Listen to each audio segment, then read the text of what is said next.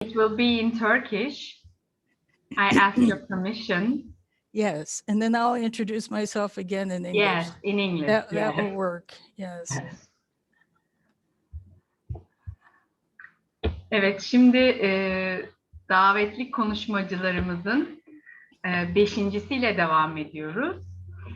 Dr. Goodyear Amerika'dan şu anda bizimle bir bağlantıyı sağlıyor. Lisans öğrencilerinin kimliklerinin sanat aracılığıyla keşfi, öz farkındalığın ve kültürel duyarlılığın arttırılması başlıklı bir doktora çalışmasını Ohio Devlet Üniversitesi'nde yapmış. Kolej ve üniversitede sanat eğitimi ve disiplinler arası alanmış bu aynı zamanda. Bizde mesela kolej ve üniversite ayrımı tam böyle birbirine karışmış durumda. O yüzden hani bunun altını çizmek istedim. Öğretim yöntemi lisans öğrencileri arasındaki çeşitlilik ve sosyal adaletin sanat, kültür, tarih ve eleştirel yaklaşımı ile eğitimi üzerineyken araştırmaları lisans düzeyinde sanat temelli kimlik keşfi pedagojisi hakkında. Dr. Goodyear, Pennsylvania Clarion Üniversitesi Kütüphanecilik Bilimi yüksek lisansı ile Denver Metropolitan Devlet Koleji Hümanistik Bireyler Arası ve Sanat Psikolojisi lisanslarına sahip. Kendisini dinleyeceğiz. Thank you, Kathleen, for coming and joining us and accepting our invitation immediately. I give you the word and the floor is yours. Thank you. Thank you. Thank you so much. Thank you for inviting me to be a part of this conference. My talk today is on arts-based inquiry for individual and community healing and growth. In English, I received my PhD from the Ohio State University in Arts Education with a graduate interdisciplinary specialization in college and university teaching. My dissertation is entitled Undergraduate Identity Exploration Through the Arts, Increasing Self-Awareness and Cultural Sensitivity. My teaching focuses on undergraduate diversity and social justice education through arts and cultural, historical, and critical lenses, and my research/praxis focus is on undergraduate arts-based identity exploration pedagogy. I have an MS in library science and a BA in psychology, focusing on humanistic and transpersonal psychology and the arts. In this talk, I will give some non-clinical examples of the many ways that arts-based inquiry activities have been used to foster individual and community self-awareness, understanding, empathy, a sense of agency to make changes, healing, and growth. My last examples are from the in-class dissertation research I did with my undergraduate students at Ohio State. These examples and more can be found in my paper, Arts-Based Research and Autoethnography in Education, and in my dissertation. Links to both, which are freely available on the internet, are on my references handout. On the last slide, I provide links to my slides and references handout, which also includes additional resources regarding arts-based inquiry. There should be also a few minutes at the end of the presentation for questions and comments. By the way, in chapter 4 of my dissertation, I provide a broad overview of the arts-based inquiry field, including the studio arts, arts therapy, and arts-based research arising out of the social sciences, including who does it, with whom, and for what purposes. In chapter 5, I overview how arts-based inquiry methods have employed narrative and creative writing, theater, visual art making, video, music, and dance. Here's an example of narrative and creative writing and drawing. The Beat Within is both a narrative and creative writing and drawing workshop program for incarcerated youth, i.e. youth in prison, and the title of its biweekly magazine, subtitled A Publication of Writing and Art from the Inside. David Innocencio originally started the program in 1996 to work with incarcerated youth in the San Francisco Bay Area, and now the program is working with incarcerated youth throughout California and in and in New Mexico, Hawaii, Oregon, and Washington, D.C. Workshop facilitators encourage participants to explore their experiences, feelings, and dreams through writing and sharing poetry, journal entries, and stories, as well as through pencil drawings.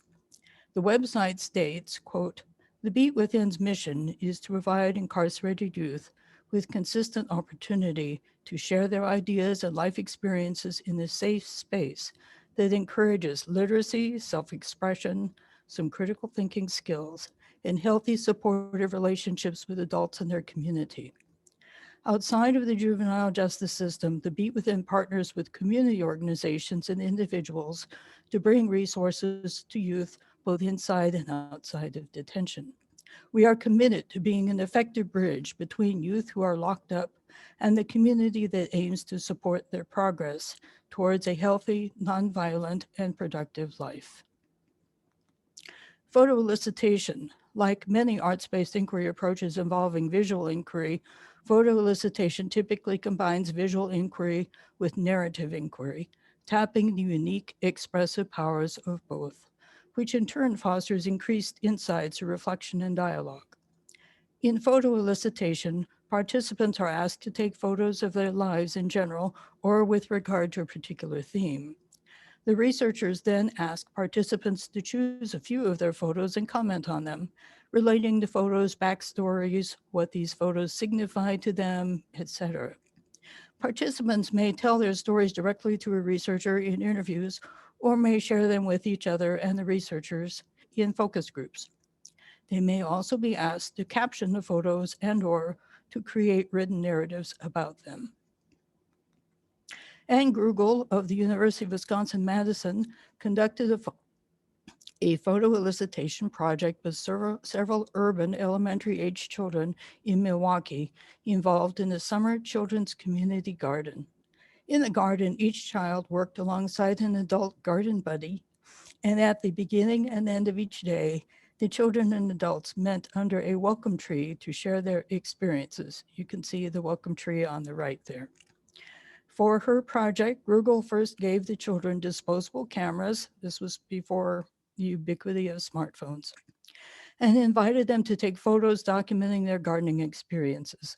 Grugel then met with each child, showing them all of their developed photos and asking them to choose a few that really meant a lot to them, and to tell her about what was happening in the photos and how they found them meaningful. The children described their experiences with the plants, bunnies, caterpillars, and the community of gardeners. With regard to Tamika, not her real name, Grugel states, quote, "It was not until after a series of photo elicitation interviews that I realized the deep connection between herself and the natural environment. Through her photographs and our conversations, Tamika was exploring her personal self as linked with the broader context of the natural world. She, in fact, was constructing an ecological identity. Photo elicitation helped me unearth and explore the dominant social and environmental practices that support the development of a child's ecological identity within the social context of a community garden," close quote. In a Canadian photo elicitation project, Gary Knowles and Suzanne Thomas of the Center for Arts-Informed Research at the University of Toronto asked art students at a secondary school in Ottawa, Ontario, to take photos exploring their, quote, "sense of place, locatedness, or placelessness," close quote, in school. Knowles and Thomas state that this participatory inquiry project was, quote, "significant since little educational research directly involves students in the gathering, arranging, analyzing, or representing of information related to schools, curriculum, or pedagogy from their perspectives," close quote.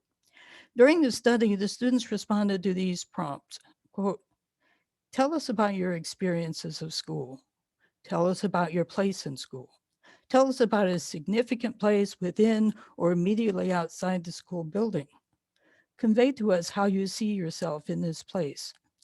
Tell us what you think about school as a place to be," close quote. They each created a, quote, "self-portrait, memory map, photo of place, narrative, photo of self in place, found object, and a 2 or 3-dimensional artwork, close quote. Knowles and Thomas then met with students individually to discuss their works, what they meant to them, and their inquiry processes. The students' responses included the following, quote, I feel that I am not noticed at school. I do not look into the camera lens because I don't let people see me at school. I am scared of being criticized. My portrait is cropped closely around my face to represent the lack of freedom I feel at school. I double expose the portrait of me in the foreground to emphasize how my place in school is vague and uncertain. So the students overall expressed a strong disconnect with school as place and a strong sense of not belonging. These results appear to have surprised Knowles and Thomas, although in their discussion, they mentioned the upheavals that had been occurring in Ontario schools. What remains unclear to me is whether the students' feelings of not belonging reflected those specific tensions or the longer-term structural issues of schools being impersonal, institutionalized environments. Photovoice. Photovoice is a powerful community-based participatory research approach first developed by Caroline Wang of the University of Michigan and Mary Ann Burris of the Ford Foundation, which they earlier called photonovella. Wang has a doctorate in public health and has used Photovoice with numerous communities around the world.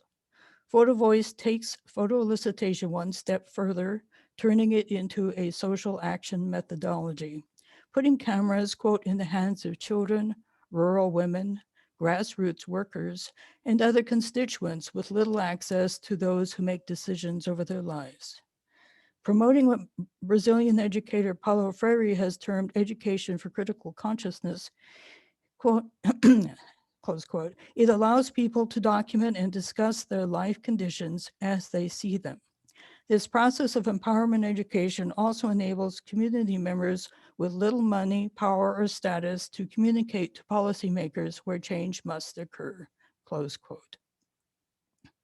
First, participants take photos of their lives and environment.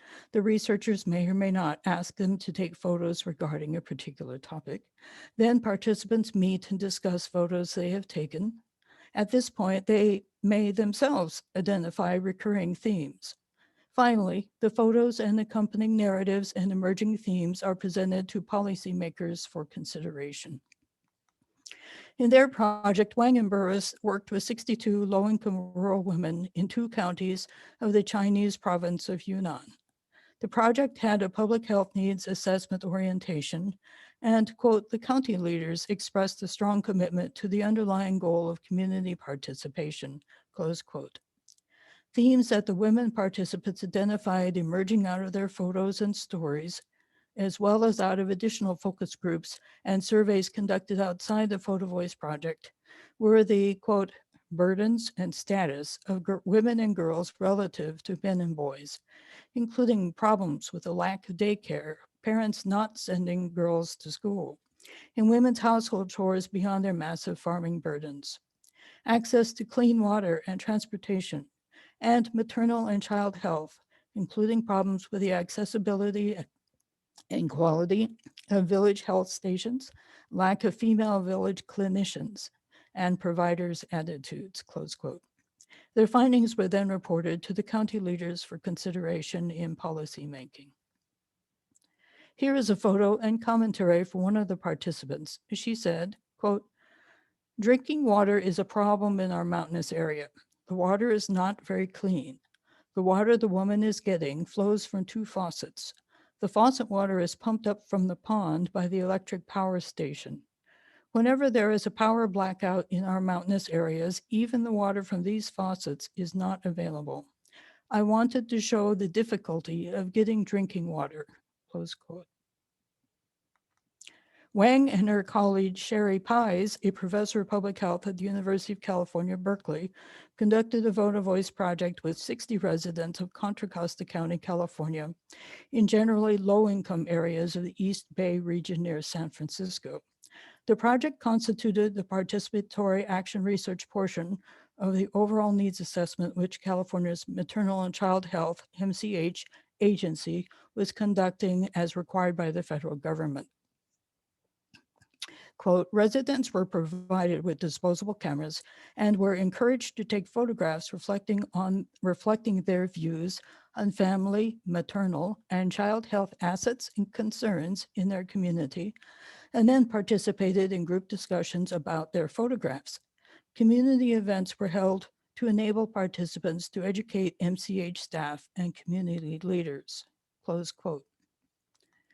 Residents were not only enthusiastic about sharing their perspectives, but it turned out that their priorities differed significantly from those of the MCH staff.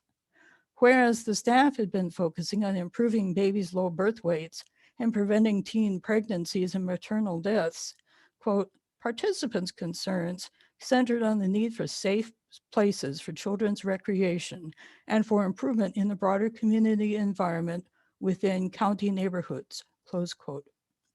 As a result, not only did MCH staff start focusing more on increasing after-school and community service programs for youth, as recommended by the participants, but the participants themselves, energized by an increased sense of connection with community, engaged in their own efforts to clean up parks and recreation areas. Some participants also volunteered to continue assisting MCH staff with identifying community needs. In Potchefstroom, Northwest Province, South Africa, Sean Simmons and Cornelia Roux of Northwest University, together with Ina ter Avest, a Dutch researcher, conducted a Photovoice project with schoolgirls focusing on gender equity, gender-based violence, poverty, and HIV/AIDS. The researchers comment that such an approach, quote, has proved particularly useful in research involving schoolgirls who are vulnerable and often underacknowledged research participants, close quote.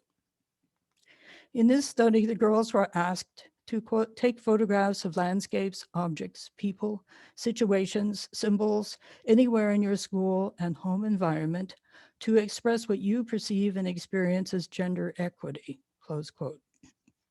Each participant then chose 5 of her photos and discussed with the researcher what each photo represented to her. Afterward, they wrote reflections concerning their experiences of gender equity, as well as what they experienced taking the photos. Then in a focus group, the girls discussed their photos and stories and identifying overarching themes that arose. By participating in the project, the girls became consciously aware of the psychological and tangible effects that societal power differentials had on their lives in terms of gender inequities and violence, and socioeconomic and health injustices. While Simmons, Roux, and Turavest did not say whether they shared the findings with policymakers, they considered this project, Photovoice, because participation raised the girls' consciousness about societal inequities that affected them. Participatory theater. Participatory theater, also known as popular or applied theater, is a family of inquiry approaches in which people collaboratively investigate their experiences, often including the societal power differentials that impact them, and explore ways in which they can proactively instigate change. Augusto Boal's Theater of the Oppressed serves as the foundation for participatory theater. Boal was inspired in his work by his contemporary Paulo Freire. Caroline Wang and Marianne Burris were also inspired by Freire in the development of Photovoice. Both Freire and Boal were Brazilian activists dedicated to helping peasants develop critical consciousness, which Freire in Pedagogy of the Oppressed called conscientization, helping them identify problems in their lives and in their families and communities, and then helping them discover a sense of their own agency in bringing about change. Freire and his colleagues did this through literacy education and culture circles. Boal did it through collaborative theater. In Boal's landmark work, Theater of the Oppressed, he sets forth the philosophical bases of his work, which he develops further in The Rainbow of Desire, the Boal method of theater and therapy. One of his major arguments is that what he calls, quote, Aristotle's coercive system of tragedy, close quote, has for centuries been used and is still being used to disempower audience members through evoking catharsis rather than activating them to work for social change. Boal's other books include Games for Actors and Non-Actors, Legislative Theater, and The Aesthetics of the Oppressed. The various participatory techniques Boal developed include image theater and forum theater, and some others. In image theater, participants create images using their own and or other participants' bodies. In forum theater, participants first collaboratively create a play exploring challenges in their community, and then they perform it for an audience of community members, whom Boal calls spectators, not spectators. The audience members, spectators, are encouraged to share their reactions and ideas regarding how change could be effected, and even to get up on stage and become one of the actors trying out their ideas. Kimberly Powell at Pennsylvania State University had her graduate students use image theater in an in-class workshop to explore the concepts of democracy. Then her students reenacted the images they had created in several public places on campus. The students asked passersby whether the images reflected what they thought of when they thought of democracy, and if not, to reposition the students' bodies in order to create an image that did reflect their sense of democracy. Here are two of the image theater tableaux created by the students depicting their concepts of democracy.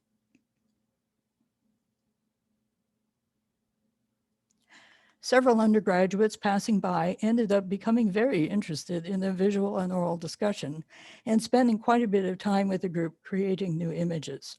Quote, students, passersby, were asked about their year of study, major, and whether or not they had a chance to discuss democracy in any of their courses. 13 of the 15 students felt that there was no opportunity to discuss democracy on campus or in their academic courses.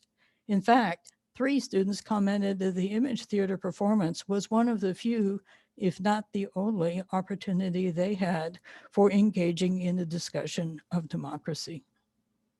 Close quote.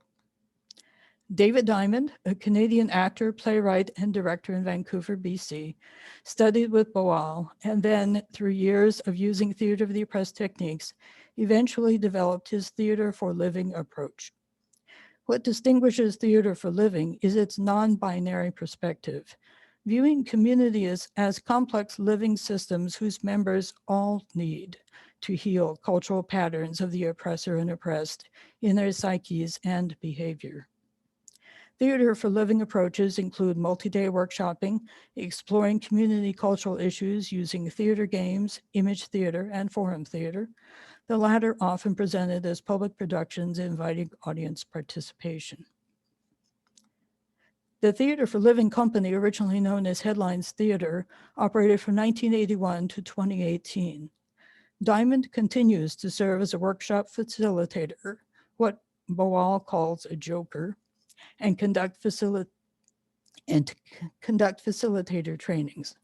He has facilitated over 650 community projects and trained facilitators throughout the world. Diane Conrad of the University of Alberta, more about her in a minute, has said, quote, I have seen several theater for living shows over the years. I'm always amazed at how masterful David is at drawing out rich and meaningful dialogue from every moment of every community intervention. This is based in his deep faith that as a living organism, a community can heal itself. Close quote. Diamond's book, Theater for Living, The Art and Science of Community-Based Dialogue, describes the Theater for Living approach in detail. One of TFL's many forum theater productions was the 2005 Here and Now, which was, quote, created and performed by members of the Indo-Canadian community, that is, Canadians of South Asian ancestry, in Vancouver, exploring the relationships between youth gang recruitment and involvement and cultural intergenerational family issues. You can see the grandmothers reflected in the gang members' classes. Another production was 2018's Shwa Amit, a word from a Musqueam dialect meaning home, which was, quote, created and performed by an indigenous cast in an indigenous and non-indigenous cast, investigating the blockages we all face in making reconciliation between indigenous and non-indigenous people something real and tangible, close quote. Indigenous refers to the peoples who were present prior to white or other colonization. In Canada, they are also referred to as First Nations. Full videos of these and other productions can be found on the Theater for Living website. And they are fantastic. I really encourage you to watch them. Multiple modalities. Diane Conrad is a Canadian professor of secondary theater education at the University of Alberta. She has many years of experience using participatory theater, narrative and creative writing, visual art making, and other arts-based inquiry modalities with rural Indigenous youth, incarcerated Indigenous youth, homeless urban youth, and other communities. In 2009, Conrad was asked by Wallace Kendall of iHuman Youth Society, a nonprofit working with homeless youth in Edmonton, Alberta, to create an arts-based participatory action research project to address a need he and Peter Smythe of Edmonton and area Child and Family Services had identified. She said that they, quote, were facing challenges in getting youth the help they needed. Wallace felt that social service providers, including educators, healthcare workers, law enforcement, social workers, etc., did not understand youth well, and many even feared them. Wallace, Peter, and I agreed to pursue a PAR project aimed at educating service providers with youth as co-researchers, close quote. Out of these discussions emerged the 2-year arts-based project known as Youth Uncensored, or simply Uncensored. The homeless youth who attended sessions were paid, fed, and given bus tickets, plus childcare was provided. The first few months were devoted to the youth sharing and discussing their experiences with service providers. The themes that arose included, quote, relations with law enforcement, educational issues, access to healthcare, the social services system, worker-client relations, family dynamics, and other youth experiences that influence their encounters with service providers, such as racism, substance use, and personal relationships, close quote. Next, the youth conducted arts-based inquiry into those issues using, quote, dramatized scenarios, as well as identity collages, stories, poems, raps, zines, drawings, and a giant board game. And we photographed and video recorded many of these, close quote. They then presented a total of 26 workshops to service providers at a wide range of Edmonton organizations. Quote, the first workshop opened with a few youth presenting their songs and poems. Then those youth who were interested in performing presented forum theater style, and a few scenarios depicting negative interactions between youth and service providers.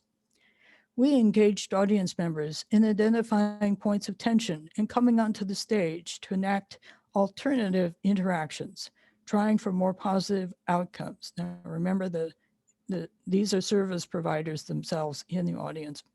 The workshop ended with an opportunity for candid face-to-face dialogue between the youth and service providers, close quote.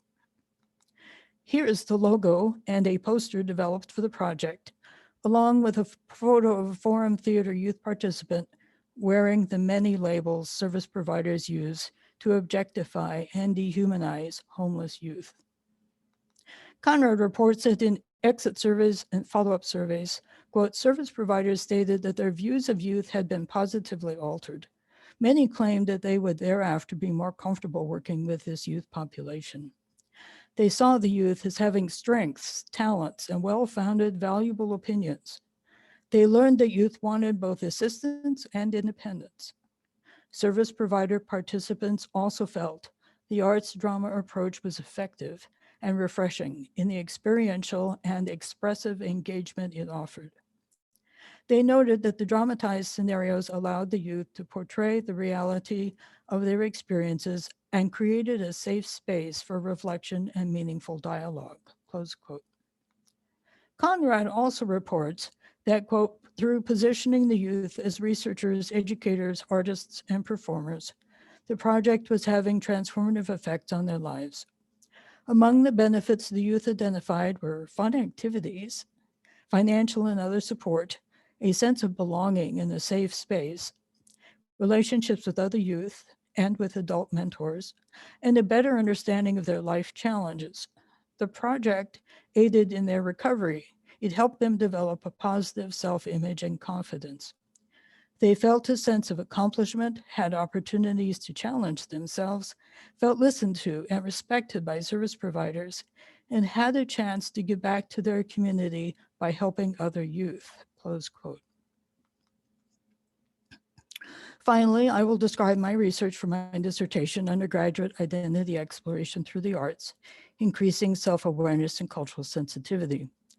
I conducted this project during spring semester in 2016 with 50 Ohio State University undergraduate students, 2 sections of 25 each, all between the ages of 18 and 24, i.e. traditional age undergraduates, both American and international, of various racial and ethnic ancestries, including sophomores, juniors, and seniors from a wide range of majors across campus.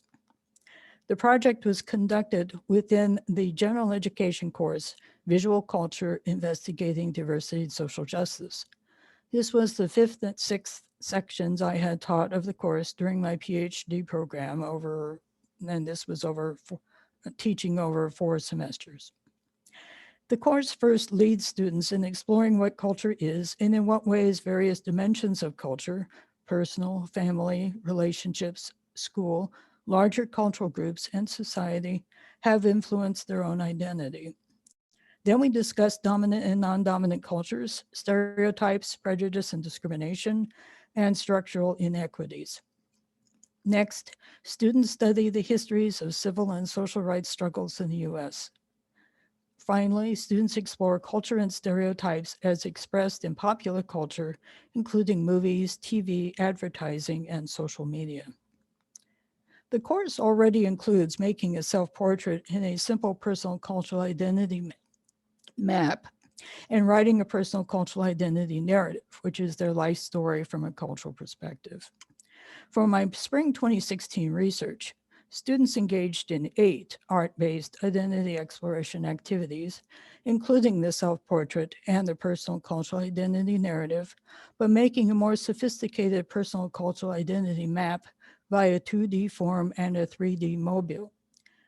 The other activities included My Love's musical playlist, writing a reflection on the roles favorite songs have played in their lives and relationships, their choice of writing a poem, short story, or song lyrics, creating and performing with a partner a duo ethnographic script, Regis Theater style, in which they explored the similarities and differences in their life experiences, a body as metaphor body sculpting activity in which they sculpted a metaphor for themselves.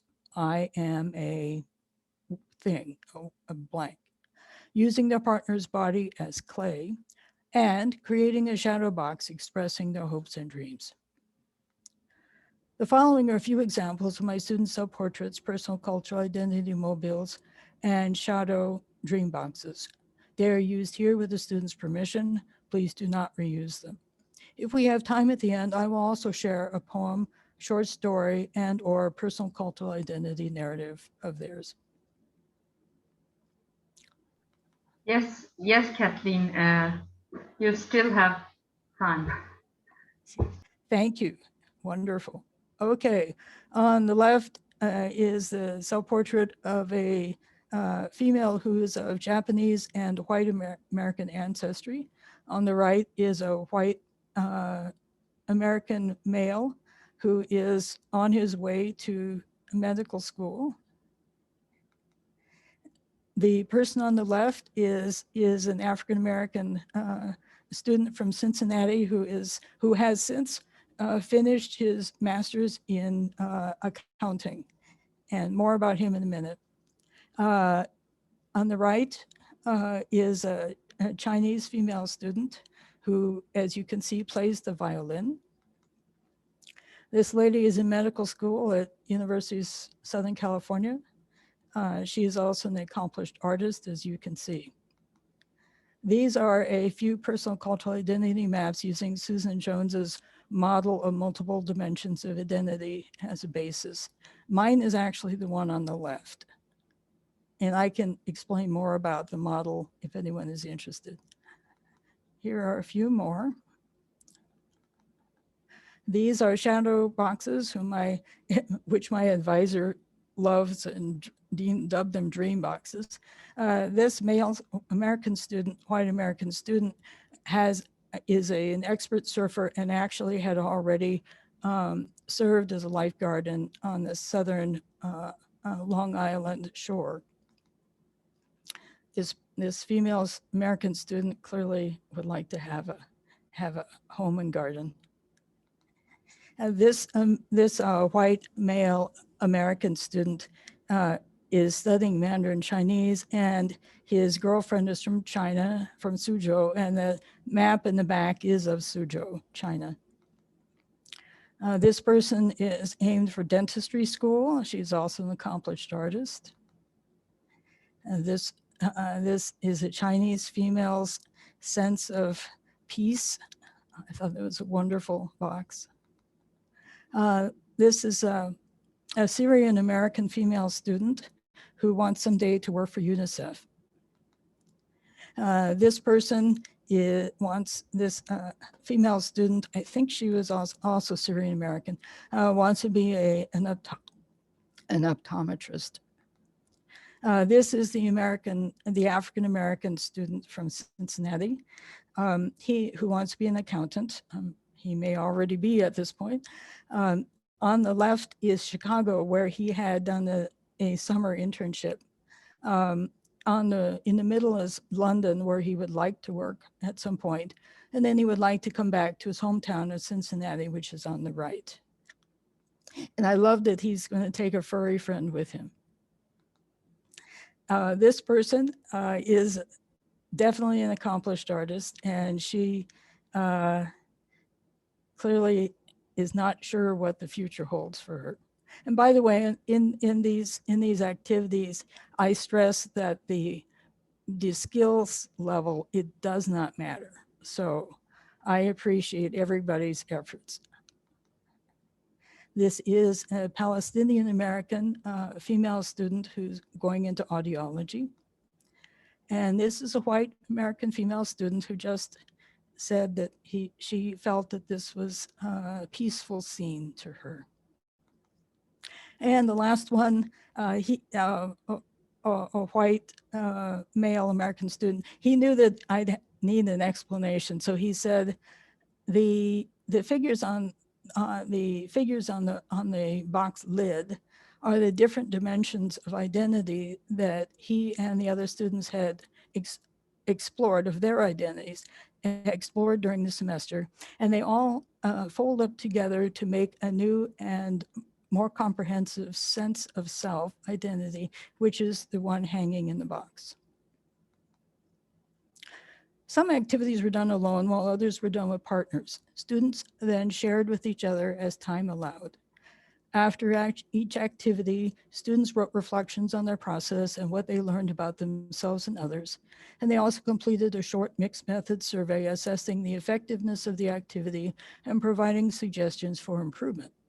I also conducted 10 follow-up interviews at the end of the semester. I analyzed the qualitative and quantitative data thematically and by student demographics and majors. All the students found at least one activity meaningful. Most found many of them meaningful, and a few found them all meaningful. Not surprisingly, it was a big surprise to me. Those not majoring in the arts or humanities, STEM, business, healthcare, forestry, etc., actually found the activities more meaningful overall, with some expressing gratitude that they finally had a chance in college to explore their identities. I analyzed the data using various college student development, transformative learning, and multicultural social justice education theories, and I found many instances of developmental growth, transformative learning, and increased self-awareness and cultural sensitivity. One student later told me that the course and the activities were a quote-unquote life changer. Thank you. Here is my email. Please feel free to contact me. And here are the links to these slides in PDF form, plus my references and additional resources about arts-based inquiry found out in my Box account. I will also put these in the chat. So I will stop sharing now. And I need to put the links in the chat.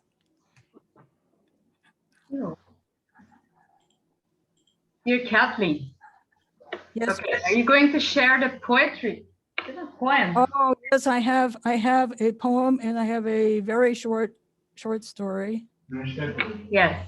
If people would like to hear. Yes, please. Okay. Okay, those are I got the links in the chat there. Okay, this poem is written by a white American female student, and it's called You'll Find Her There. The water she is referring to is Ohio State's Mirror Lake. On a nice day, you'll find her there.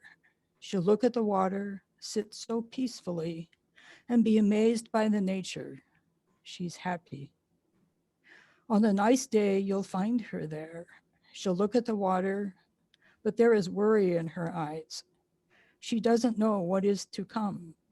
She doesn't know what to do. On a nice day, you'll find her there. She'll look at the water and wonder what she could have done, wonder how it can be fixed. She's tired. On a nice day, you'll find her there. She'll look at the water and be missing someone. There's emptiness in her eyes. She's numb. On a nice day, you'll find her there. She'll look at the water like she's searching for something that she always comes to find. She's okay. On a nice day, you'll find her there. Her feet propped up on the stone. She has her music playing with wonder in her eyes. She's content. This is an untitled nonfiction short story written by a Syrian American female student. A young girl wakes up, wide-eyed and ready for the day. She looks outside, greeted by the blue sky and the sounds of yogurt carts. This girl is my mother, the woman I look up to, the one who I call my best friend. This girl wakes up 30 years ago to the lighthearted mornings of her Syrian town. The aroma of fresh hummus and Moroccan tea encasing her home, filling her senses. Her father calls to her. She runs to him, greeted with good morning kisses. This is my mother's bliss. 25 years later, this girl, now woman, wakes up. She looks to her window and sees destruction. Gone are the bustling food carts and bright smiles. Gone is the scent of Arabian culture. My mother looks to her window and sees her home, her childhood memories, all disintegrated. Her family scattered across the globe, her father's home taken hostage, her identity lost. My mother wakes up in the United States, lively and safe, but far from bliss. Torn apart by revolution, her heart and soul. 10 years ago, I look over at my window, greeted by the sun and a traffic-stricken road. I walk downstairs and run to my dad, the house smelling of warm pancakes and fresh coffee. I look to my sisters and we begin to dance around the house. This was my bliss. Hoping my own country does not betray me like hers did. Thank you, Kathleen. So touching. Thank you for sharing all those projects with us. And yours also wonderful. All those samples. We appreciate it. By the way, this is my dream box. I don't know if you could see it very well. Hi, yeah, wonderful. Yeah. Yeah, yeah. A wide-ranged presentation we have seen, including all forms of art and concepts, which is interdisciplinary. Theater you talked about. It was wonderful. Thank you. If we have some questions, we can have them. I'm happy to answer. I think we're out of time, but I'm happy to answer if we can borrow a few minutes. Yes. Soru varsa alabiliriz. Kathleen kendi internet adresini şu an chatten paylaştı. Buraları ziyaret edebilirsiniz chatte şu anda. Francis de diyor ki herkese gösterdin sanatın iyileştirici yönünü. Thank you, Kathleen. There's no questions.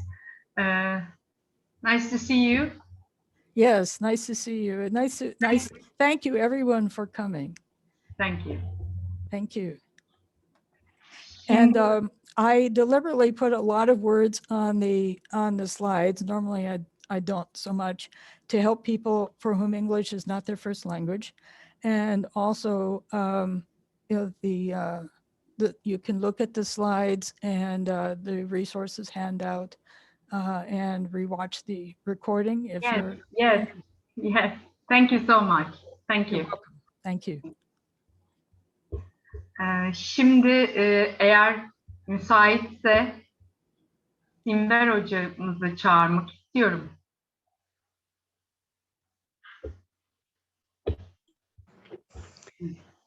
Merhaba. Sayın hocam, sizi önce kısaca tanıtmak isterim. Simber hocamız Profesör Doktor Simber Atay, 9 Eylül Üniversitesi Güzel Sanatlar Fakültesi Fotoğraf Bölüm Başkanımız. Aynı zamanda Anadolu Üniversitesi İletişim Bilimleri Fakültesinde görev yapıyor. Yine bizimle Buca Eğitim Fakültesi Güzel Sanatlar Eğitimi Bölümü, Resim İş Eğitimi Anabilim Dalı'nda beraber çalışma onurunu bize bahşetti. Kendisini bir kapanış konuşması için davet ettik. Bizi kırmadı, geldi. Çok teşekkür ederiz. Söz sizin hocam. Sağ olun. Teşekkür ediyorum. İyi akşamlar efendim. Ama söze başlamadan önce birisine çok teşekkür etmek istiyorum özellikle. Miss Goody'e, because we are lived a pure catharsis experience by your poetry. Thank you very much. Thank you. And also thank you very much cordially and sincerely to all participants. Because I think nowadays we are living all around the world under the very, very hard conditions.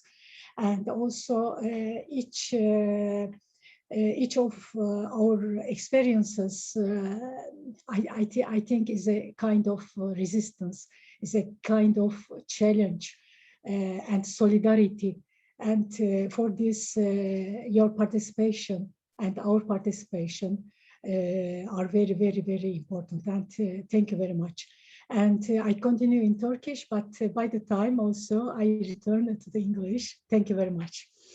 Efendim, iyi akşamlar diliyorum. Bugün hakikaten çok özel, çok güzel bir gündü. Her ne kadar biraz sonradan bulutlandıysa da çok güzel bir bahar günündeyiz. Tabii bugünü bu kadar güzel kılan şeylerden bir tanesi de sanatın iyileştirici gücü sempozyumumuz. Sabahın erken saatlerinden beri bu güzel sempozyumu 3 ayrı oturum şeklinde takip ettik ve ben ve zannediyorum katılan herkes çok güzel şeylere, çok güzel çalışmalara tanık oldu ve hakikaten konuyu, sanatın iyileştirici gücünü birçok taraftan tartışma, tanıma, öğrenme fırsatı bulduk. I think today is a beautiful spring day. Now in Izmir a little bit cloudy, but don't worry, it's a perfect day because all day long we had the opportunity to attend a very successful symposium, and also we share many valuable participations. And we discuss the healing power of art from many variable angles, and from psychology to humanistic point of view, from aesthetic to art activities, and from many angles. And bu arada tabii ki birçok açıdan art terapi olsun, artistik inisiyatifler olsun, ikonografi olsun, arkeoloji, fotoğraf, grafik, sanatın birçok dalları olsun. Bu anlamda birçok çeşitli taraflardan, çeşitli disiplinlerde konuyu incelemek fırsatı bulduk. Fakat ben bunları üç başlık altında toplamak istiyorum. Bir tanesi psikolojik açıdan. Çünkü burada sadece bir sanatsal dışavurum değil, aynı zamanda sanatçıların problemlerle başa çıkma, kendi problemleriyle başa çıkma yolu olarak sanatsal üretim gördük. Bu çok değerli bir şey. Mesela Van Gogh gibi, Frida Kahlo gibi, Fikret Mualla gibi, ondan sonra kendi maddi manevi problemleriyle başa çıkmak için o sanatsal üretimi yaptıkları, bu çok değerli bir nokta. Öbür taraftan ise estetik açıdan bu da nedir? Sanatın katarsis etkisi. Çünkü sanatın en önemli işlevi tabii ki nedir? Bizi maddi manevi olarak arındırması, ruhu temizlemesi. Bu anlamda da katarsis etkisinde sanatçıların birebir dışa vurumları dolayısıyla kimi zaman da eş zamanlı olarak gördük. Bir başka açıdan da çok değerli sanat projelerine tanık olduk. Bu sanat projeleri hümanistik açıdan tabii sosyal sorumluluk projeleri. Bu anlamda hakikaten çok değerli çalışmalar ve bizim için de böyle örnek olabilecek ondan sonra çalışmalar. Bu tek tek ondan sonra son derece de değerli sunumlar ki bu sunumların hemen hepsi çok büyük bir samimiyet ve entusiazmla sunuldu. Bunu da çok kayda değer buluyorum. Bir başka tarafta bugünlerde hakikaten zor zamanlarda yaşıyoruz ve her zaman böyle dışarıdan sanki olan şeyler gibi, fakat bu sefer hepimiz, her birimiz tarihin tanıklarıyız. Bu zor koşulların tanıklarıyız ve aynı zamanda böyle postapokaliptik dönemde çok böyle serbest bir şekilde telaffuz ettiğimiz ve metaforik olarak kullandığımız ölüm olsun, hastalık olsun, hayatta kalma olsun nedir? Artık böyle metaforik değil, maalesef gündelik hayatın birer gerçeği haline gelmiş durumda. O yüzden bizim hayatımız kolektif anlamda bir yalnızlık, kolektif anlamda da bir nedir? İzolasyon anlamında. Yanı sıra yine bu şey içerisinde, bu hikaye içerisinde, bizim bu koşullar içerisinde bir de nedir? Hakikaten bir çeşit agorafobi, bu kapalı olmaktan dolayı böyle bir çeşit nedir? Pandemi mahkumlarıyız. Ve otantik bir agorafobi geliştirmiş durumdayız. Bu bağlamda siber koşullar ve tabii dijital teknolojilerde çok önemli bir çözüm noktası olarak karşımıza çıkıyor. Ve hayatımızda zaten mevcut olan şeyler de ama zannediyorum COVID-19 çok önemli bir paradigma kaymasına neden oldu. Bundan sonra uzaktan eğitim, ondan sonra uzaktan akademik aktiviteler, uzaktan entelektüel aktiviteler, uzaktan sanatsal yaratıcılık ve uzaktan yine nedir? Bütün bu şeylerin yapılan sanatsal ve akademik faaliyetlerin paylaşılması, sergilenmesi. Nitekim bu akşam da sergimiz var. Bu şekilde de bir nedir? Uzaktan insan faaliyeti ortaya çıktı. Demek ki bundan sonra bu uzaktan meselesi bizim hayatımızın artık vazgeçilmez prefixlerinden, eklerinden bir tanesi olacak. With your permission, also, I would like to repeat some part of my speech in English. And nowadays, during the COVID-19 pandemic, we became the prisoners of this pandemic, and we are living in a certain kind of agoraphobia, authentic agoraphobia. And also we are living in collective isolation and collective loneliness, and under this very hard conditions. But I think we have a focus for solving all these problems. Maybe a certain level, but sometimes enough. And distance education, distance academic activities, distance intellectual activities, distance art creativity, and distance artistic creativity. And also today, we made this valuable and very successful, I believe, symposium via internet, and that means a distance intellectual and academical activity. And also, this is a good part of cyber culture. At least we are together in cyberspace. At least also this is a very good thing. And also maybe a little joke. Also, I repeat in Turkish. During this time, we remembered some literary sources, like Love in Time of Cholera of Marquez, and The Plague of Albert Camus, and especially the Decameron Tales of Giovanni Boccaccio. Also, another part, post-apocalyptic zombie stories. Every time, yes, we love. And also, zannediyorum bu sürecinde cyber hiç değilse siber uzamda beraber olabildik. Bu önemli bir çözüm olduğuna inanıyorum. Yine bu süreçte COVID-19 anlayabilmek için edebi kaynaklara başvurduk bol miktarda. Mesela kolera zamanında Aşk gibi Marquez'in, ya da Albert Camus'un Vebası gibi, ya da Giovanni Boccaccio'nun Decameron hikayeleri gibi. Bir de tabii zombi hikayeleri gibi post-apokaliptik süreçte. Ama netice itibariyle ondan sonra bugün ben çok mutluyum çünkü birlikteyiz. Teşekkür ediyorum. Today I am so happy because we are together. Thank you very much. Ünver Hocam, çok teşekkür ederiz. You're welcome. It was wonderful closing speech. Thank you. Thank you. Şimdi ben de şunu anons etmek istiyorum. Öncelikle rektörlüğümüze teşekkür ediyoruz. Bize bu altyapıyı sağladığı için. Dekanlığımıza, özellikle de dekanımız Profesör Doktor Esra Bukova Güzel'e ve yine dekan yardımcımız Profesör Doktor Sibel Yeşildere İmre'ye çok teşekkür ediyoruz.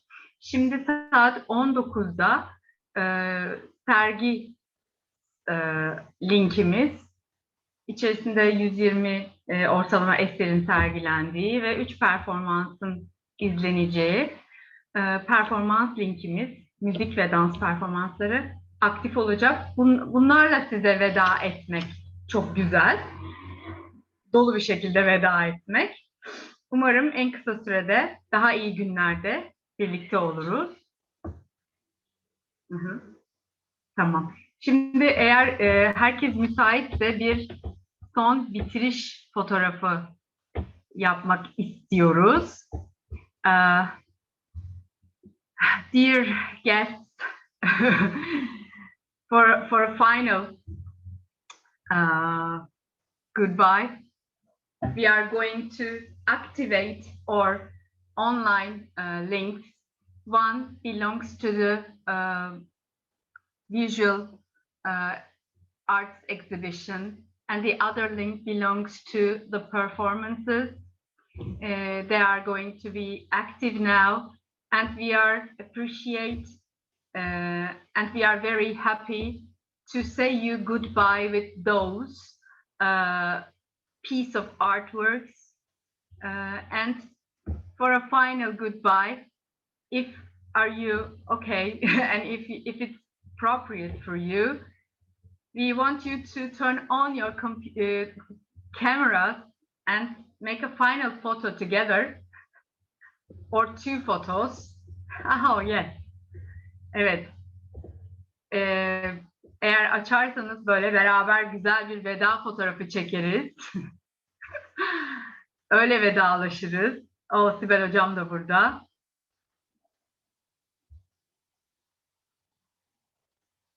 Hepinize katılımınız için teşekkür ederim. Önce burayı bir alayım, sonra da diğerini alayım. Evet, biraz daha vakit vereyim size. Bazen insan tuşa basıyor ama tuşlar çalışmıyor. Tamamsak önce bu sayfayı çekiyorum. Evet. Sonra da diğer sayfaya geçeceğim. Ve bunu hepinizle paylaşacağım. İkinci sayfayı da çekiyorum şimdi. Merhaba herkese. Teşekkür ederiz. Sağ olun. Size katıldığınız için, size ev sahipliği yapmaktan gurur duyduk. Bir dahaki sempozyumumuzda İnşallah güzel günlerde görüşmek üzere. Sonlandırıyorum, kapatıyorum. Hepinize sağlıklı günler diliyorum. I wish you healthy days and hopefully be together face to face in other activities together in the future. Okay, we say goodbye. Goodbye to all, everybody. Herkese iyi günler diliyorum. Başardın mı?